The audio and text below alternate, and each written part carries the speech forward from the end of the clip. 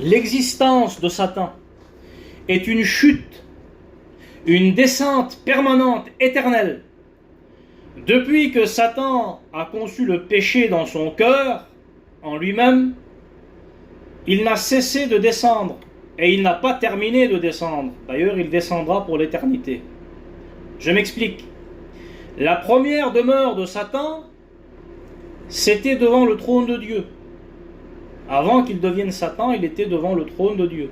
Et parce qu'il a péché, il a été, en quelque sorte, banni du trône de Dieu. Il a eu, comme deuxième demeure, les lieux célestes, dans un niveau inférieur. Éphésiens 6,12. Mais sa descente continue pendant la période de la colère de Dieu qui va s'abattre sur la terre. Il sera jeté sur terre. Apocalypse 12. Donc du trône de Dieu dans les lieux célestes, des lieux célestes sur terre, de la terre dans l'abîme, Apocalypse 20, et de l'abîme en enfer. Une descente continuelle, parce qu'il a voulu s'élever, parce que son orgueil a voulu monter, Dieu l'a abaissé.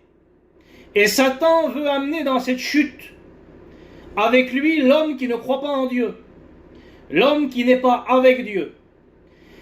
Et la descente de l'homme, pris par les griffes de Satan, commence maintenant. Satan commence à le faire descendre dans le péché, dans la dépravation, dans la souffrance. Et la souffrance de l'homme va continuer, la dépravation va continuer jusqu'à l'apogée en enfer, dans les lieux inférieurs. Mais Jésus, lui, à la différence, n'a pas voulu s'élever. Au contraire, il s'est abaissé. Philippiens 2. Il a commencé à s'abaisser en devenant un homme. Non seulement un homme, mais il a été serviteur. Il est venu pour servir. Il est mort, et en plus il est mort sur la croix. On l'a mis dans le tombeau, dans les entrailles de la terre. Et parce qu'il s'est abaissé, il n'a pas été abaissé, mais élevé. Non seulement Dieu l'a ressuscité, première élévation, il l'a fait sortir du tombeau, deuxièmement, il y a eu l'ascension de Jésus, la glorification de Jésus, Jésus s'est assis à la droite du trône de Dieu, et parce que Jésus a été élevé, alors il veut aussi, en quelque sorte, donner cette ascension à l'homme. Il veut faire monter l'homme.